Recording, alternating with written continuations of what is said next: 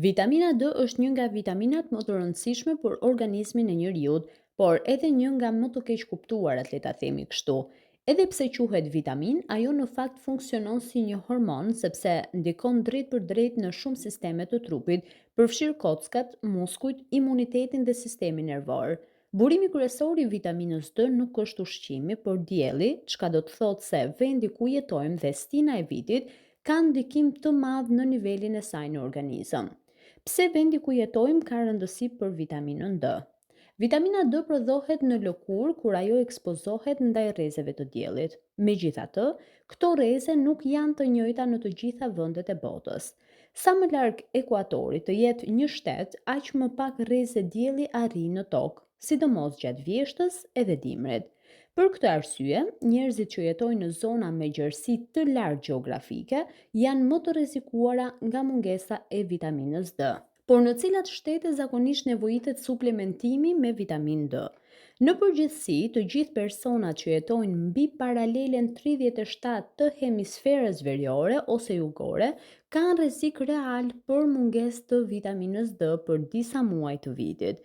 Këtu përfshihen pothuajse të gjitha shtetet e Evropës, përfshirë Italinë, Gjermaninë, Francën, Zvicrën, Austrinë, vendet nordike, Ballkanin dhe Mbretërinë e Bashkuar.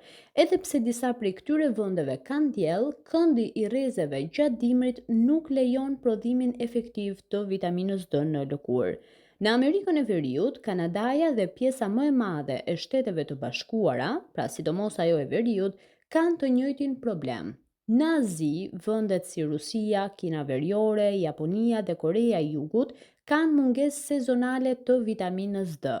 Edhe në hemisferën jugore, shtetet si Kili Jugor, Argentina Jugore, Zelanda e Re dhe Australia Jugore përballen po me të njëjtën situatë. Po ashtu edhe në vende me shumë diell, si vendet e lindjes së mesme, Afrikës së Veriut apo Azisë Jugore, mungesa e vitaminës D është e shpeshtë për shkak të veshjes që mbulon trupin, shmangjes së diellit dhe jetesës urbane. Kush ka më shumë nevojë për vitaminë D? Jo të gjithë njerëzit prodhojnë vitaminë D në të njëjtën mënyrë.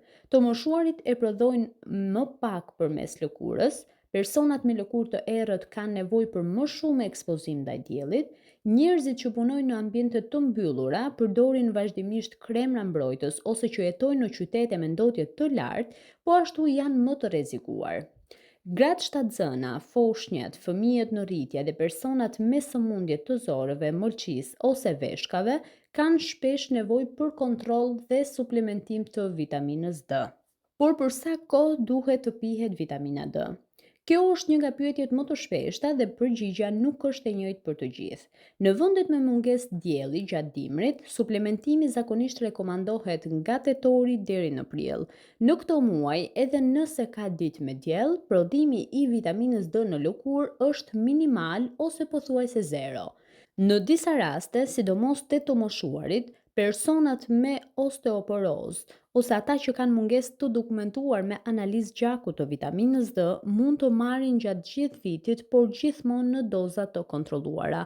Nuk rekomandohet marrja e vitaminës D në doza të larta për muaj ose vite pa mbikëqyrje mjekësore, sepse edhe pse është e rrallë, mbidoza mund të shkaktojë probleme serioze.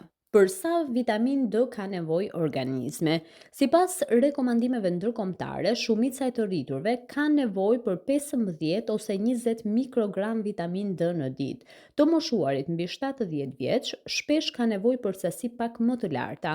Në rast të mungesës së theksuar, mjekët mund të rekomandojnë përkohësisht doza më të larta, por kjo mund bëhet vetëm me analizë gjaku dhe ndjekje mjekësore. Roli më i njohur i vitaminës D është në shëndetin e kockave, sepse ndihmon përthithjen e kalciumit dhe fosforit.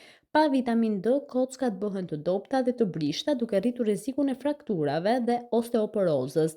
Vitamina D ndikon gjithashtu në forcimin e muskujve, në ekuilibrin dhe koordinimin, duke ulur rrezikun e rënjeve, sidomos tek të moshuarit. Një nivel i mirë i vitaminës D mbështet sistemin imunitar, duke ndihmuar organizmin të luftojë infeksionet. Studime të shumta kanë treguar se mungesa e vitaminës D lidhet me lodhje kronike, dobësi muskulore, dhimbje kockash dhe në disa raste me humor të ulët. Megjithatë, është e rëndësishme të theksohet se vitamina D nuk është ilaç për gjithçka. dhe nuk zëvendëson trajtimet mjekësore. A mund të merret vitamina D vetëm nga ushqimi? Ushqimi kontribon vetëm në një pjesë të vogël të nevojës ditore, por jo plotësisht. Pra, peshqit yndyror, vezët dhe ushqimet e fortifikuara ndihmojnë, por zakonisht nuk mjaftojnë, sidomos në dimër. Për këtë arsye, suplementimi mbetet zgjidhja më praktike për shumë njerëz.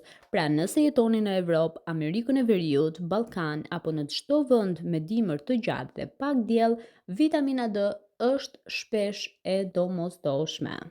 Faleminderit që na ndoqët deri në fund. Mos harroni të bëni subscribe në kanalin ton, të na lini komentet dhe sugjerimet për temat që dëshironi të trajtojmë më tej.